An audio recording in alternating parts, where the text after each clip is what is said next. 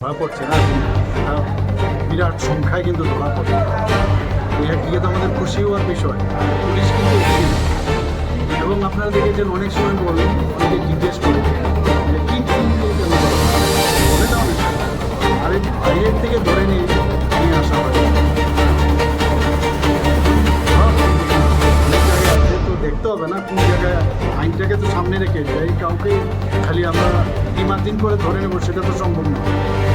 এবং মাননীয় গৃহমন্ত্রী বারবার বলছেন যে জিরো টলারেন্স, আমরা তো সেভাবে করছি। খুশিও আর বিষয় আগে তো ভয় করতো না, আপনারা দেখেছেন কাউকে ছাড়া হচ্ছে নাকি, সেটা তো আপনারা আমার মনে হয় এটাকে বাহবা দিচ্ছেন।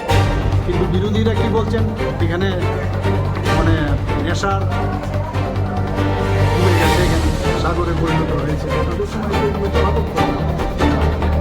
এবং আমরা এখন বলছি এবং বেশ ভালো পরিমাণ কয়েক কোটি টাকা ধরা পড়ছে। ন্যাচারালি যখন ধরা পড়বে, যারা ব্যবসাটা করছে তারাও তো দেখবে যে এইভাবে যদি ধরা পড়ে তাহলে তো নামটা হচ্ছে না এবং ধ্বংসও করা হচ্ছে প্রচুর। অভিযান চলছে, মাদক ধরা হচ্ছে, কিন্তু মাদকের সঙ্গে যারা জড়িত মূল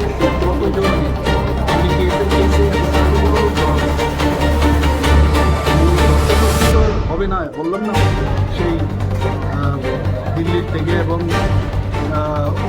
হিন্দি বলয়ের এরিয়া থেকে ধরে নিয়ে আসা হয়েছে, জেলের ভিতর আসে এগুলো তো হচ্ছে এবং অনেকে এর সাথে যুক্ত রয়েছে। কিন্তু যতক্ষণ প্রমাণ না থাকবে এবং আমাদের পুলিশকে দিয়ে কাউকে যেন না ছাড়া হয়, কোনো ইন্টারফেয়ারেন্স আমরা করি না।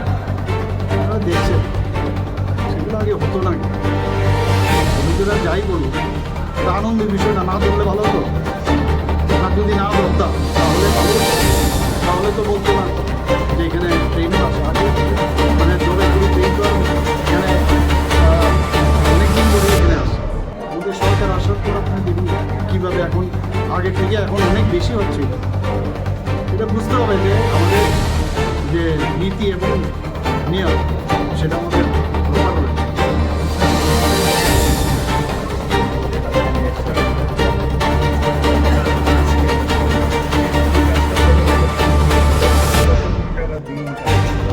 একটা দারুণ মানে এই বিষয়টা আমরা, কারণ এখন বলা হয়েছে কোনো গেট যে সীমানায় কোনো রকম গেট যাতে না হয়, মানে is of going, is of doing business যেটা এর জন্য আমরা ঠিক করলাম যেহেতু এখানে একটা করিডোর বানিয়ে বাংলাদেশে যায় এবং বেশিরভাগ যে মাদক দ্রব্য সেটা মায়ানমার থেকে আসে এবং আমাদের আসাম এবং যে পার্শ্ববর্তী যে রাজ্য আছে সেই পার্শ্ববর্তী রাজ্য সেখান থেকে আমাদের এখানে চলে আসে। যে কারণে আমরা ঠিক করেছি যে স্ক্যানার মেশিন